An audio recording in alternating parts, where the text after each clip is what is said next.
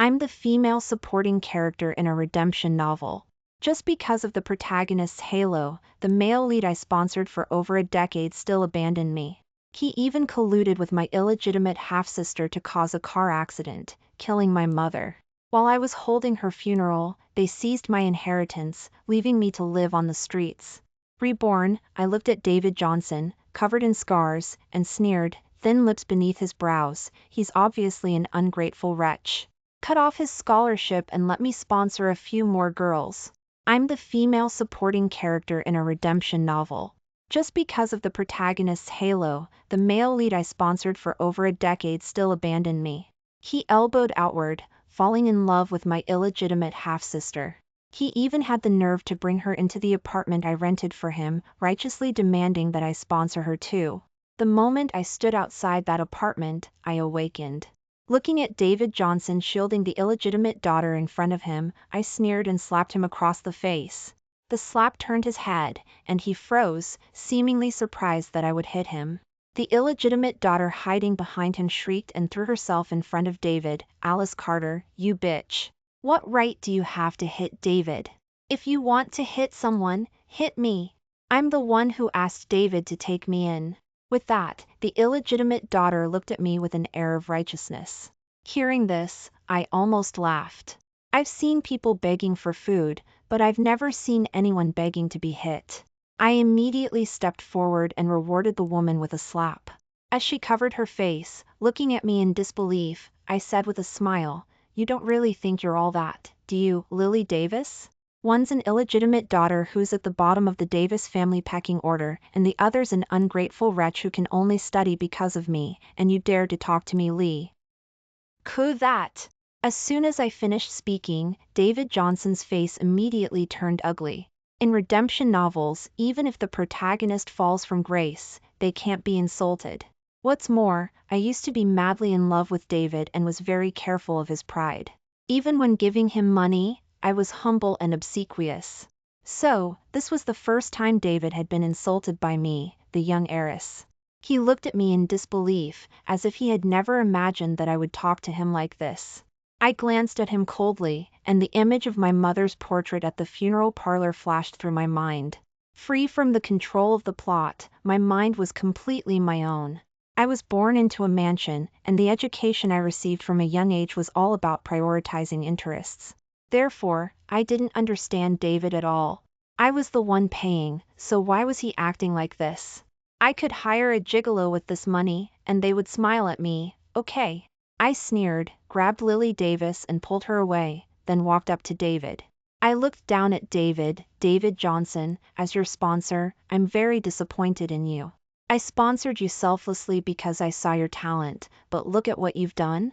You're using my money to support my mortal enemy, and your grades at Harvard are plummeting. I'm very disappointed in you, so I don't want to sponsor you anymore. With that, I pulled my secondary credit card from his school blazer pocket and then turned to leave without hesitation. Who knew that David would ignore Lily Davis beside him and grab my sleeve? The young David Johnson had a handsome face, and a rare look of urgency on his usually indifferent face. Clara, let me explain. The moment he grabbed my wrist, I remembered what happened in my previous life and felt utterly disgusted. I threw up on Lily Davis next to me. Lily Davis's expression instantly shattered. I shook off David, the disgust in my eyes unconcealed. David, you're disgusting.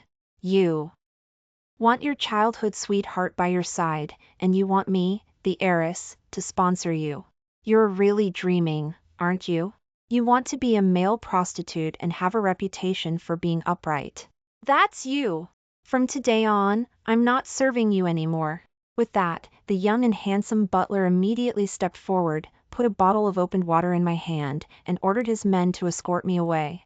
After I left, the newly appointed house manager smiled at the two in front of him. This apartment is also rented by Miss Carter. Please move out within 3 days. The limousine stopped in front of the Davises' mansion. A handsome butler opened the car door for me, welcoming me home with a smile. Mrs. Davis was sitting in the living room waiting for me. Seeing the butler following behind me, the elegant and intellectual beauty raised an eyebrow at me. Why did you change our staff to this group of people? They're all quite good-looking. The house manager stepped forward, took the teacup from Mrs. Davis's hand, refilled it, and offered it again. The movements were smooth and flowing, and coupled with that handsome face, it was a feast for the eyes. I sat on the sofa with a smile, and casually stroked a lock of the house manager's hair that hung down his back. The previous long-faced butler had a face like a donkey, so ugly. This one is from a professional school, well-proportioned and handsome. Doesn't Mom like him? The young and handsome house manager smiled, pulled away the hair I was holding, and handed me a teacup. Miss, please. I took it unceremoniously and took a sip. The tea was warm, just right to quench my thirst. Mrs. Davis shook her head, looking at me helplessly. Such a childish temper. With that, she brought up David Johnson again. What about that little boy you were sponsoring? Didn't you go to see him? In my previous life, Mrs. Davis had been very optimistic about David Johnson. But just because Mrs. Davis disliked Lily Davis, who was an illegitimate daughter, she was retaliated against and killed by the ungrateful David. David was the kind of person who turns a favor into a grudge. I sneered, he's mixed up with our family's illegitimate daughter. I cut off his sponsorship and let him fend for himself. Hearing this, Mrs. Davis paused, then sneered after a moment, what an ungrateful wretch. Good riddance. I originally thought he was smart and wanted to cultivate talent for the Davis family in the future, but now it seems there's no need. China is so big, there's no shortage of talent. There are plenty of smart people who are eager to find us. I smiled and nodded in agreement. In my previous life, Mrs. Davis said the same thing when she found out that David and Lily Davis were mixed up together. But because of my begging, she still sponsored David through college. But in this life, without my help, I'd like to see how David can afford the exorbitant tuition fees at New York City High School. Mrs. Davis took a sip of tea from her cup, as if suddenly remembering something. Since we can't count on David, let's look for other students. Find a few more smart students, sign a good contract, and let them study hard. I smiled and agreed, then took the house manager upstairs. In my previous life, the reason I fell so easily was thanks to the long-faced butler at home. He colluded with Lily Davis, took the important documents I had at home, and caused me to fail miserably in the business war. In this life, of course, I would be wary. According to the plot of my previous life, the long-faced butler should be on sick leave at this time, and his son, Little Longface, should be filling in. But for some reason, this gentle and refined young man came instead. He also had my negligee draped over his arm. The soft silk dress still had the warm and sweet scent of a young girl. Washing intimate clothing was originally the job of a maid. I raised an eyebrow at him, and he smiled very humbly. The maid took a temporary leave, so I took the liberty of washing it for Miss Carter. I nodded casually and told him to put it on the bed for me to change later. My sweet 16 is coming up soon. According to the plot of my previous life, at my sweet 16, my father would bring Lily Davis home. He would force my mother to recognize this illegitimate daughter in front of most of New York City's wealthy families. And the boy I secretly loved would elbow outward, joining my father in morally blackmailing me. He said that Lily Davis was also my father's flesh and blood, and while I was living in luxury, Lily Davis was eating chaff in the slums. Now that Lily Davis could finally live a good life, was I going to stop her? I was extremely wronged, but even more disappointed in David. Mrs. Davis fainted from anger, and in the end, my sweet 16 was ruined, and Lily Davis was recognized as the second Miss Davis. Now, I will never let the tragedy happen. The house manager had found a gown for my sweet 16. Large peonies were embroidered into the silk with gold thread embroidery, and then tailored into a form-fitting style by a master tailor who had been making evening gowns for decades.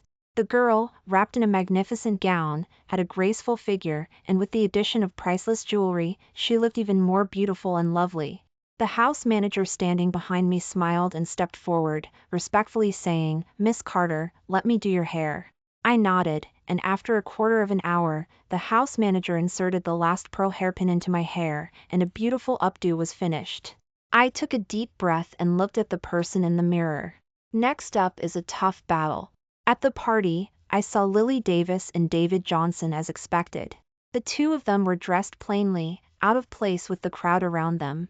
Mrs. Davis frowned, but stubbornly didn't say a word, considering it was why sweet 16 tonight? Who knew that in the middle of the banquet, my long-absent father would stand on the stage and clap his hands? Everyone had already noticed Lily Davis, and immediately quieted down.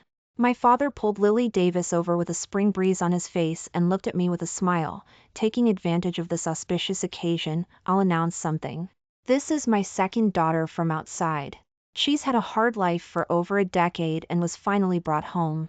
With that, he looked at Mrs. Davis. Today, I'll have Lily call you Mom, and from now on, Lily will be our daughter, and we'll be one family.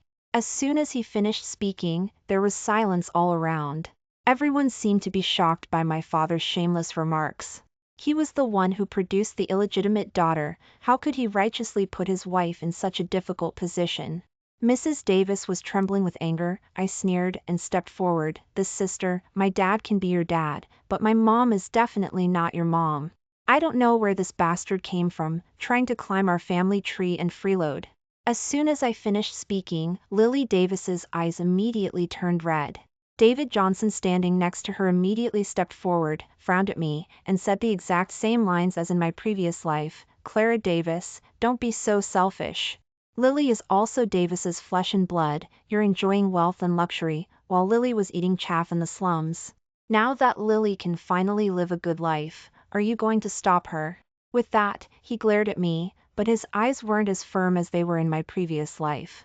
I scoffed. Before I could speak, the house manager behind me blocked me. Mr. Johnson, be careful with your words. Although I haven't been managing the Davis residence for long, I'm not blind. All of the Davis family's daily expenses are paid for by Mrs. Davis. Mr. Davis doesn't contribute a penny, and of 10 comes back to beg for money, claiming failed investments. The reason Miss Carter can live a life of wealth and luxury is not because she is a Davis, but because of her mother. With that, he stepped back again, bowing respectfully to my father. Everyone's eyes towards my father instantly became complicated. So, Mr. Davis is a kept man. My father was infuriated by what he heard, and shouted, "The master is speaking here, it's not your place to talk." I immediately sneered, "Isn't the house manager telling the truth? Using my mother's money to support a good-for-nothing like you, Dad, is unavoidable, but supporting an illegitimate daughter like Lily? Are you calling us cheap? I'm telling you, as long as I'm in this house, you'll never get this bastard through the door." With that, I looked at David Johnson, who was standing next to Lily Davis, looking embarrassed. As for you, David Johnson, is it your place, an outsider, to speak when we Davises are talking?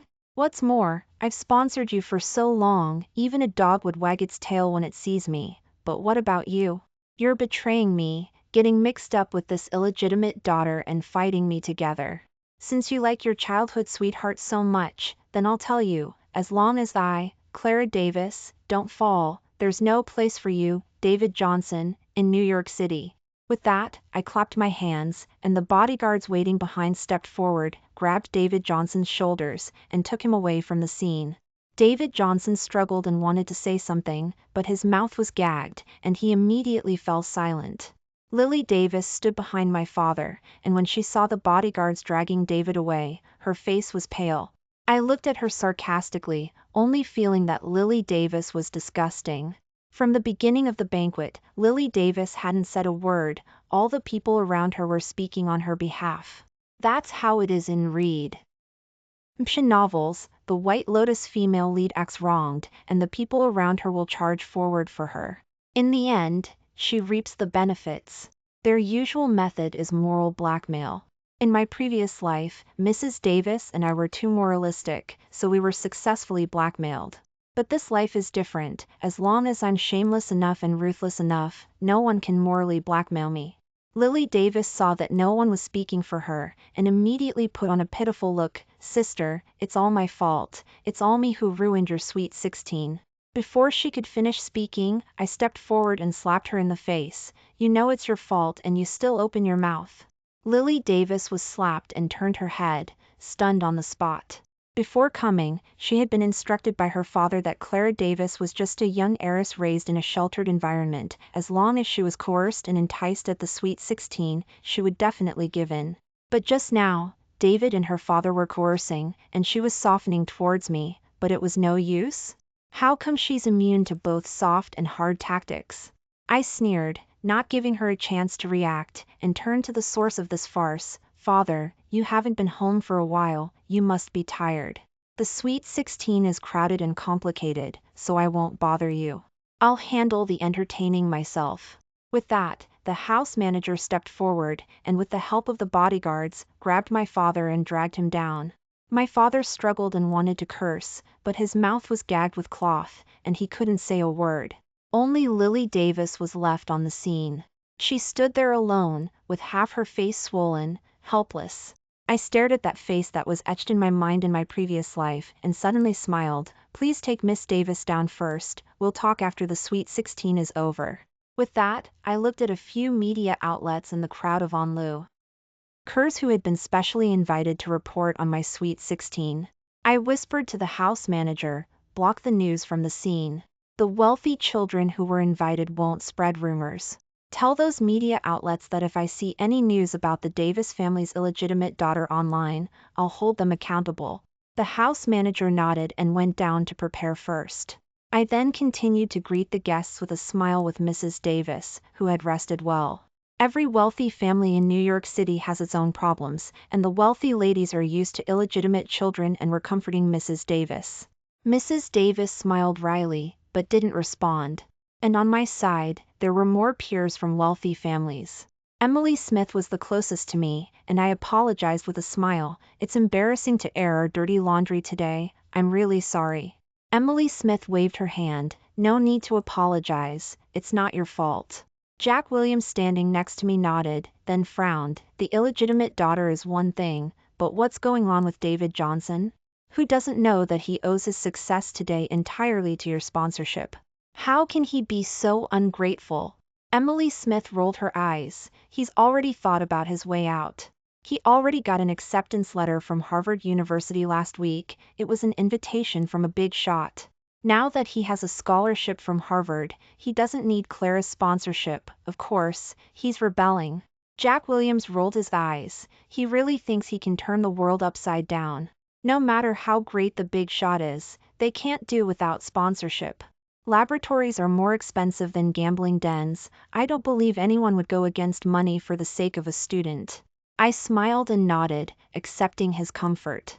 In my previous life, because of the broken plot of the redemption novel, after David Johnson entered the lab of a big shot, I, the female supporting character, disregarded past grievances, anonymously sponsored the laboratory, and used money to smooth things over for him.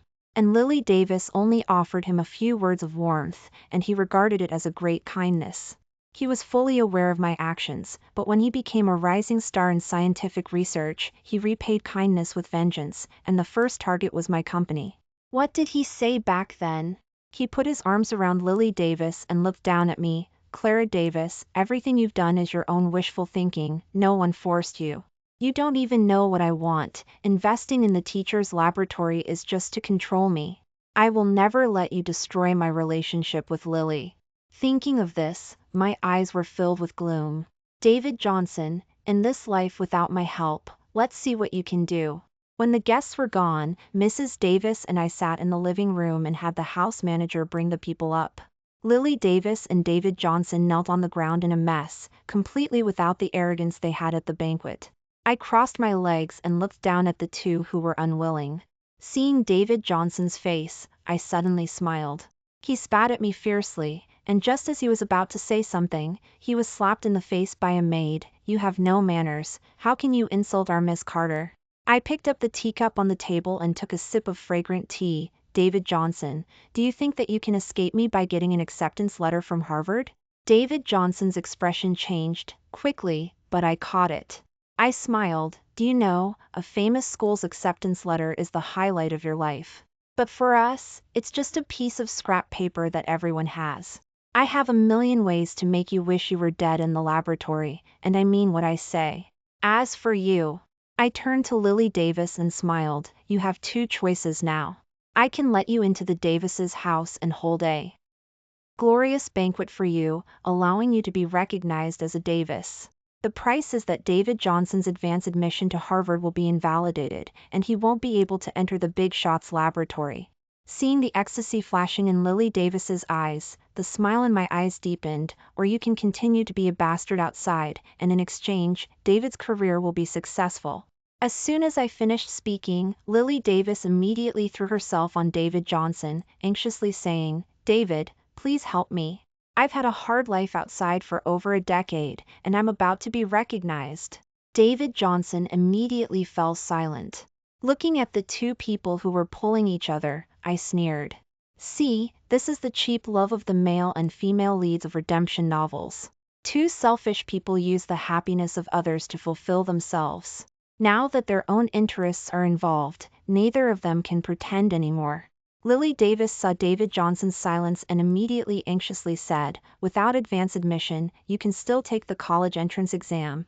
You're so smart, you'll definitely succeed in the college entrance exam." I took a sip of tea, smiling without saying a word. Even if David Johnson can get into Harvard University through the college entrance exam, he will likely become mediocre. Countless people are breaking their heads to get into the Big Shots laboratory, and that industry giant gave David this opportunity because of the Davis family's reputation. Someone like David Johnson will definitely not give up this once-in-a-lifetime opportunity. Sure enough, David Johnson pushed away Lily Davis, who was leaning on him, and looked at her coldly. "Lily, you're already enjoying the treatment of the Davis family's second daughter. There's no need to pursue this title anymore." Lily Davis was stunned, as if she didn't expect David Johnson to say that. David Johnson then turned to me, "If Lily Davis enters the Davis family, it will definitely affect your inheritance of the Davis family's assets. For your sake, Lily Davis cannot enter the Davis family." With that, he seemed to feel ashamed of betraying her so easily, and lowered his head in embarrassment. Lily Davis was stunned in place, and after a long time, she came back to her senses. When she realized that she had been abandoned by David Johnson, she shrieked, "David, you bastard. Didn't you say you were willing to give up everything for me? It's just an advance admission, how can it be more important than me?" With that, she threw herself on David Johnson again, punching and kicking him. I crossed my legs and watched the former childhood sweethearts fight each other. See, decades of affection are worthless in the face of these two selfish people. This is the so-called male and female leads of redemption novels. Fake and fragile feelings can never withstand the test. After watching the two fight enough, I straightened up and waved for the maids to separate the two. David Johnson's face had scratches from Lily Davis's fingernails. And Lily Davis was even worse, she had been slapped twice by David Johnson and was kneeling on the ground with a swollen nose and face. David Johnson looked at me with hope. "Clara, you've sponsored me for so long, you understand me. It was all Lily Davis who seduced me, that's why I went astray." Lily Davis eagerly crawled forward, looking at me pleadingly. "Clara, I'm your own sister. How can David Johnson, this ungrateful villain, be compared to blood relatives? As long as you let me into the Davis family, I will definitely not cause any more trouble." I looked at her with a smile that wasn't quite a smile, and after a long time, I smiled. "You two are really beyond my imagination." With that, I looked at Mrs. Davis. The look in Mrs. Davis's eyes was complicated, mixed with pride and suspicion, but she didn't stop my actions. I respect Lily Davis's choice. David Johnson was dragged down by me. And at this time, the look in Lily Davis's eyes towards David Johnson no longer had a trace of love. It was all the joy of revenge. I got up and smoothed the wrinkles on my clothes. Lily Davis immediately wanted to crawl to my side, looking up at me with a flattering expression. "Sister, from now on, we're one family."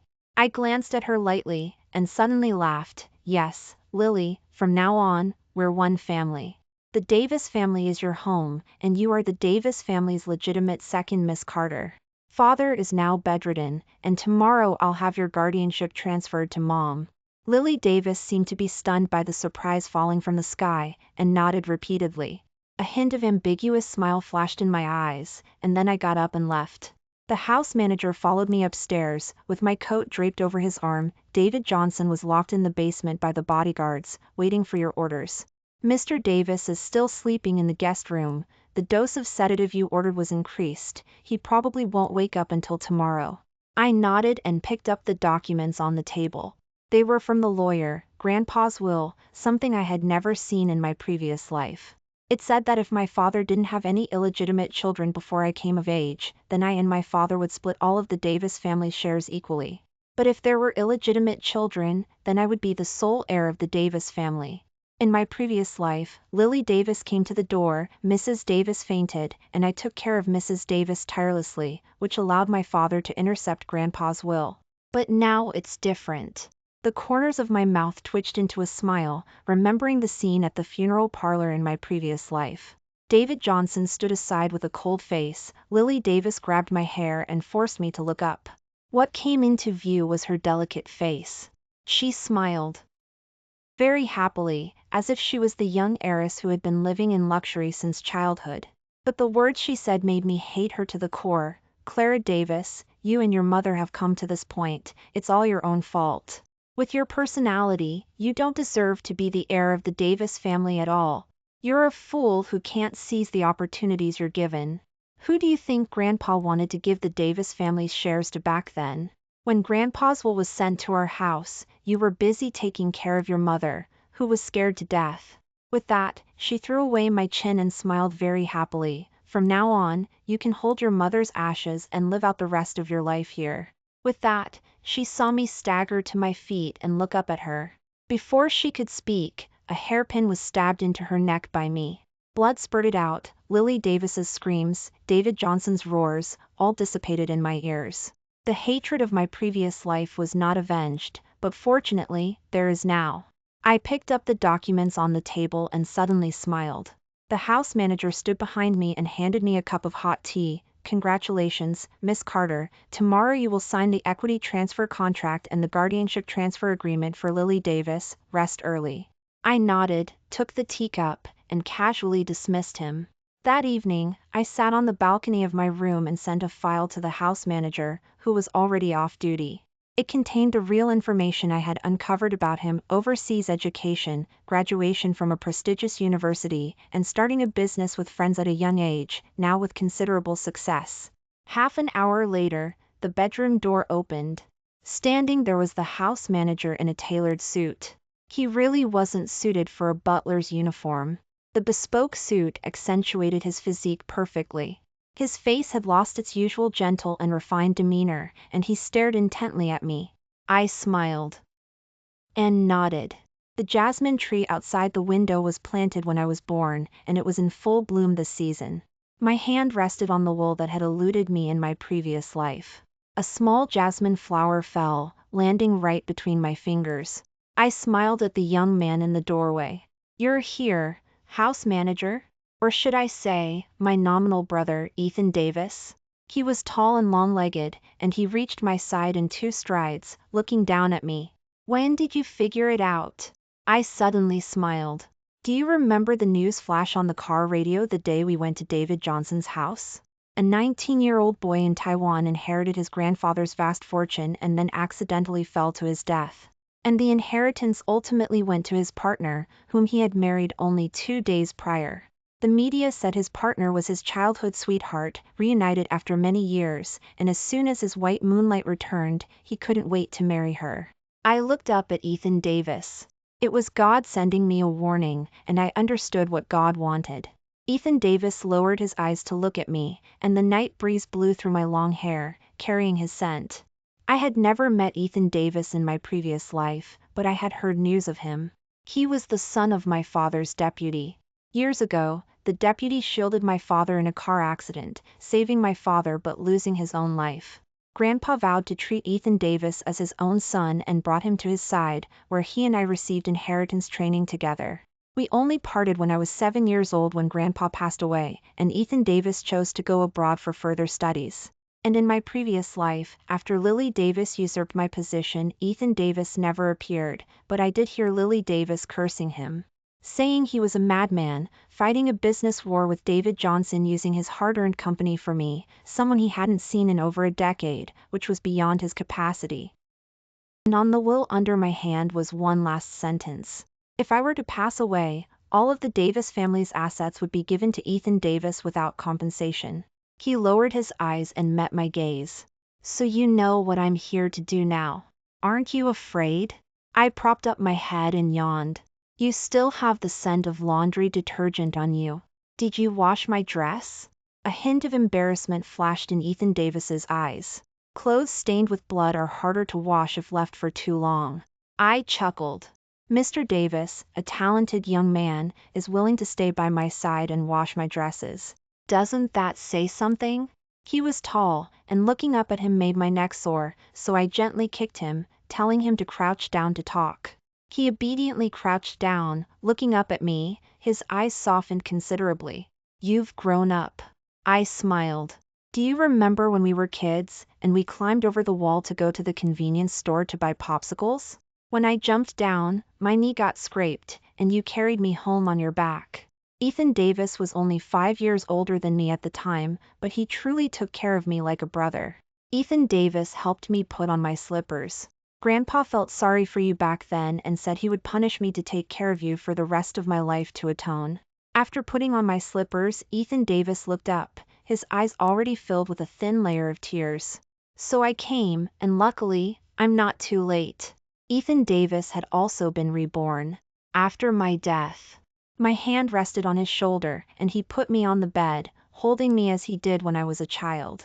Decades hadn't passed since we last met, and the boy's face had changed so much that even my mother wouldn't recognize him. But the tenderness and love in his eyes for me had never changed. That night, he held me as if he were holding a lost treasure that had been found, and he slept soundly all night.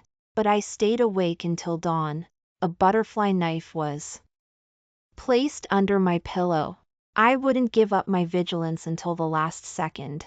The young man inherited Grandpa's vast fortune but was murdered by his long-lost childhood sweetheart and ultimately fell to his death. Ethan Davis's sincerity couldn't compare to God's warning. The next morning, the guardianship transfer agreement for Lily Davis was brought by the lawyer. Under Lily Davis's expectant gaze, guardianship was transferred from Lily Davis's aunt to my father. Seeing that agreement, a hint of ecstasy flashed in Lily Davis's eyes. Sister, from now on, we're family. You promised to throw me a grand party to celebrate my return home. When are we going to have the party? My mother and I exchanged glances. My mother adjusted the shawl on her shoulders and spoke slowly and deliberately. Why would we value a bastard daughter so much? A hint of shock flashed in Lily Davis's eyes. But we're family now. I met her gaze, smiling very happily. Yes, we're family. My poor sister, you developed mania at such a young age. Fortunately, we now have your guardianship, so we can send you to a mental hospital to take good care of yourself. The Brookhaven Sanatorium's car is parked outside. Sister, please get in. After saying that, before Lily Davis could react, 2 butlers stepped forward, seized Lily Davis's arms, and dragged her up. I smiled and stood up, looking at the struggling Lily Davis. We'll miss you, my dear sister. When my father woke up, he was tied to his seat. And sitting in the main seat was me, the daughter he had always looked down on. His expression froze for a moment, followed by a burst of rage. Clara Davis, you've gone too far. Untie me now. I crossed my legs, smiling as I looked at him. Father, you don't get to call the shots now. I had long disliked this old bastard. Originally, he didn't need to be present for the equity transfer, but to disgust him, I insisted on bringing him over. The lawyer came with a file bag and handed me the contracts one by one for me to sign. My father saw the contents of the contracts and froze. It was property he didn't even know existed. Former dynasty antiques, priceless antique calligraphy and paintings from auctions, dozens of sets of high jewelry, and land scattered in various places. One document after another was signed with my name, and my father's eyes turned red as he watched. All these years, he hadn't known that the Davis family had so many valuable things. If he had inherited these, he could have lived extravagantly for 10 lifetimes. My father's expression was twisted, and the look in his eyes was like poison. These were all left to you by my father? I smiled and nodded, raising my chin to signal the lawyer to show him the will. My father stretched his neck, his eyes full of eagerness. But he was destined to be disappointed. After a long while, he looked up at me in disbelief. I smiled. When I was 5 years old, Grandpa probably knew you were having affairs outside.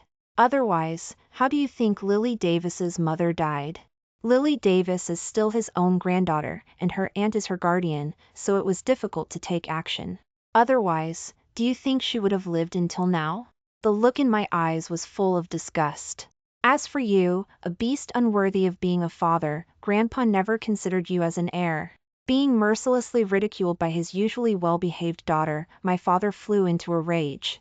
Just as he was about to speak, Ethan Davis, who was standing nearby, gagged him. I smiled and greeted Ethan Davis, who had hurried over, and then dropped a sentence. Keeping someone like you in the Davis family is a waste of resources. I might as well castrate you, so you don't go around having affairs, and then send you to Brookhaven Sanatorium to live out your days in peace. After saying that, a hint of fear flashed in my father's eyes. Lily Davis didn't know about Brookhaven Sanatorium, but he did. It was known as New York City's Cold Palace, a place of no return. He heard that they had recently introduced the notorious electroshock therapy to treat diseases. After sending my father out the door, I breathed a sigh of relief and sat back on the sofa. When I was standing at the front door, I saw my mother's fleeting figure on the balcony. She and my father were also in love in their youth, but they had come to this. Time would prove that love was the most fragile thing. Only interests, power, and wealth were indestructible. Although I loved my mother, I would never become someone who lived solely on emotions like my mother. I took a deep breath, but didn't have the strength to comfort my mother. Ethan Davis saw my fatigue, poured me a cup of tea, walked behind me, and gently massaged me with his slender fingers. I leaned lazily on the sofa and fell asleep after a while. When I woke up, there was a blanket over me, and Ethan Davis was sitting beside me in a tailored suit, with a file bag beside him. Seeing me wake up, he smiled, sat closer, and opened the file bag. I rubbed my eyes and saw the words clearly. It was Ethan Davis's company overseas. According to the memories of my previous life, in the next 5 years, this company would seize the policy dividends and opportunities, its market value would soar, and it would become a leading enterprise in the industry in the country. And in my hand was 10% of his company's shares. I was a little dazed. Ethan Davis smiled and handed me a pen. My partners are all my classmates, and I've already informed them in advance. Clara, Grandpa told me to take care of you for the rest of my life. I didn't do it in my previous life, but I won't fail this time. No matter what our future relationship is, this 10% share is my promise to you. I glanced at him, said nothing, and silently signed my name. No one would turn down money. Moreover, in the future, this 10% share could buy 2 Davis families now. David Johnson wasn't released until the very end. When he got out, the professor had already chosen a new student for the lab and no longer paid attention to him. The new student was a smart girl, but she had lost her father at a young age and lived with her widowed mother in a poor mountainous area of Montana. In my previous life, after her mother died, she was sold by her cousin to an old bachelor for a bride price of $50,000. She escaped on her wedding night and went to an all-girls high school in Aspen. A respected female principal took her in and let her continue her studies for free. College entrance exams changed her fate. Finally, she aced the tests and entered Harvard University, won the appreciation of the professor, and became David Johnson's junior.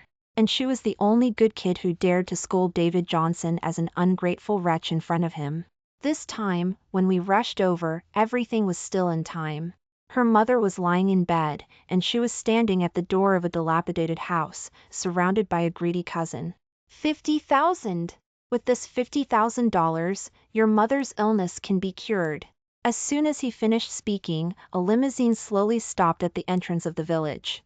Escorted by bodyguards, I stood in front of her. I smiled at her. Are you willing to go to New York City with me? In this way, I used the money I invested in David Johnson in my previous life to support hundreds of girls in the local area who were in the same situation as her. David Johnson lost this opportunity, but he didn't give up. He was still the male protagonist of the novel, and he managed to get into Harvard University with his own brain. But Harvard was not short of talent. Without my support, David Johnson lost his capital to stand out from the crowd. His proud comprehension and memory were things that everyone at Harvard had. He didn't understand why he was warmly invited by the professor before the college entrance exams. After the college entrance exams, he became mediocre. Little did he know that the professor was also giving him this platform for my sake. But now, he was no longer special. Some people say that the first step to coming to Harvard is to reconcile with yourself. But David Johnson obviously couldn't reconcile with himself. The boy in his dorm was a top student from Massachusetts, with good family conditions, good looks, and a first-rate brain. With someone like this constantly surpassing David Johnson, how could David Johnson be willing? And this roommate also couldn't stand David Johnson's self-righteousness and politely declined him. David Johnson muddled through his days in such emotions until graduation. He went from being at the upper middle level when he first entered Harvard to being at the bottom. And when it came to graduation season, his roommate came back from the job fair. He excitedly said that the chairman of Davis Enterprises, the largest company in the country with a profession aligned to theirs, was a girl the same age as them. David Johnson finally erupted. He sarcastically mocked his roommate a few times and then got into a fight with his roommate. His roommate's arm was broken, and he vowed to make David Johnson pay the price. And David Johnson, without power or influence, was indeed unlucky. No company in New York City wanted him for interviews. The next time I saw him, I was dressed in professional attire, sitting in a limousine. David Johnson was sitting on the curb at the entrance of a pub, drinking cheap beer and looking disheveled. I squinted at him for a while before telling the driver to drive away. The research darling of my previous life had fallen to such a state, and he deserved it. On my phone was a message from Ethan Davis. "Dinner is ready, waiting for you to come home."